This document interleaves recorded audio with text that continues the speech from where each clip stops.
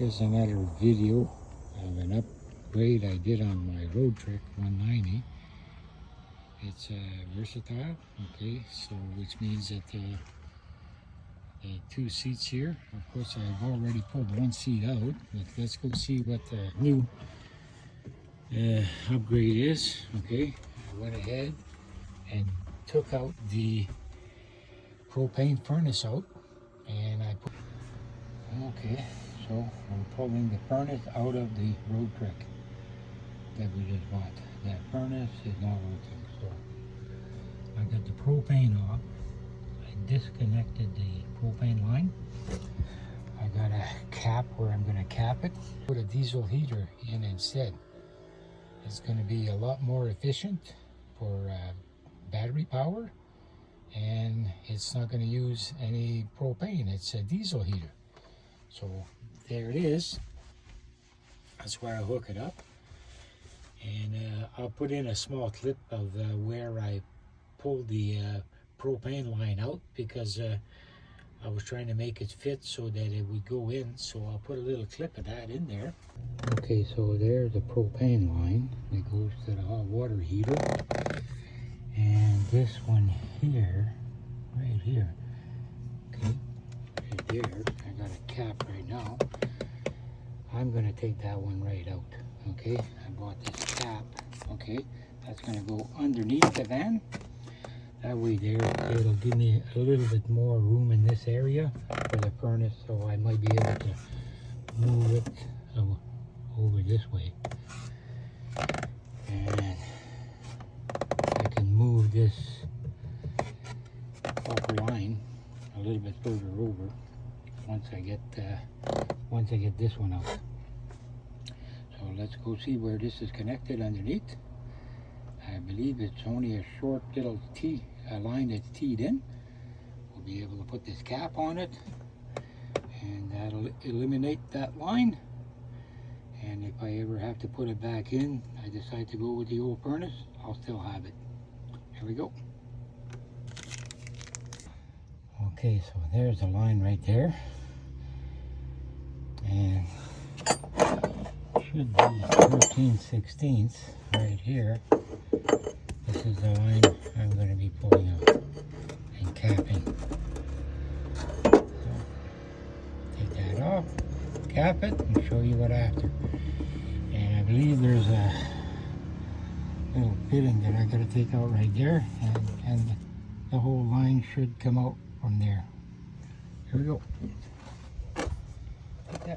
Okay, we're still in the process of installing the diesel heater, and there it is there, not quite installed. I just had to remove the propane line that came in for the original heater, because I wanted to move this one away from where the mounting is going to be for the new diesel heater, out of the way. So I managed to do that. I'm just going to have to screw them back in and plug the hole, probably with some silicone, where the original propane line came in. So that other propane line is to feed the hot water tank that's here. So okay, and we'll carry on as we, next step is to mount the plate inside there. Drill the holes and mount the plate. Once that's done, I'll show you guys how I'm processing. Okay, here we go. Okay, we got the hole cut. Okay, fit right there. Fuel line's gonna go inside that hole right there. Okay, and gonna go ahead and put some high heat silicone on the bottom of that so that it's sealed, and we'll put some metal screws in the mounting hole right here. So here we go. Back when I get this done. Okay, we're still in the process of installing the diesel heater. I put some of that reflective tape in the back, okay, where it was insulated.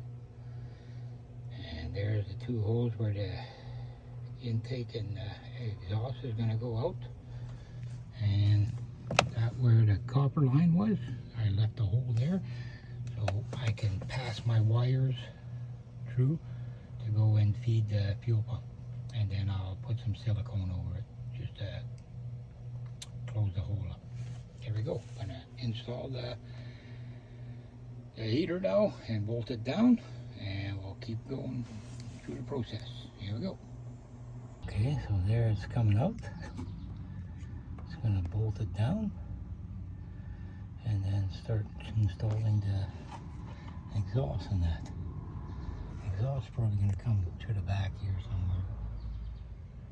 Yeah, I might have to put a longer, I might have to order a longer one, but for now we'll just put the short one coming down off there somewhere. Here we go. Okay, there's the heater and mounted. Okay, and now we are checking out. So that's where it's gonna be. Now we are gonna mount the control over here somewhere over here. Somewhere over here is going to be the control, okay, right about here, from the cable on the side. And that's where I put the control for it, okay. There's a remote for it. I'm not going to leave it there because it'll probably rattle. But yeah, and there's the ductwork for it. I put it there. This one here, I put this one here just so that some more air could enter there, because this will be covered. Okay, so I wanted more air to get in there, so that one there will be for air in, and then that one there is the hot air coming out from the diesel heater. There's the fuse for it, and there's the harness. Okay, and the white silicone, you see, that's where that propane line was coming out. Well, I managed to use that hole to run the cable that's going to the fuel pump, because this thing has a fuel pump. Let's go outside and check out how we hooked up the fuel tank. Okay, some people leave their fuel tank inside. I decided I'm going to put the fuel pump and the fuel tank outside. Okay, and there's where the whole propane furnace exhaust ports were. Okay, I put a piece of tin on there and I siliconed it, so now it's sealed. Okay, let's have a look at that fuel tank. Okay, so there's the fuel tank. Okay, it's mounted on the back rack of the van. Okay, and it's only a quarter full now. Okay, there's a little filter, and that's where the fuel pump is. So it's at about a 30-degree angle. They asked for 45, but with the box I made, I could only get it at about 30 degrees. And I'll show you some clips right about here of me building that box and that. Okay, there's the box that I just built on the Roadtrek. My paint is a little bit dirty from my hands there, but that's okay. There's the box there that's going to hold the diesel heater tank. Okay, similar to the one I built.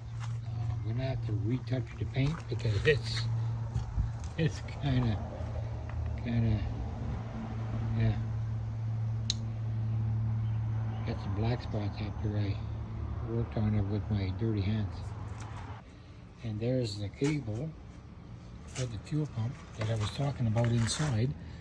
Okay, it's coming in here, and that's the other one here is the fuel line, and it makes it so that I can open that door and you can see the cable are gonna be fine.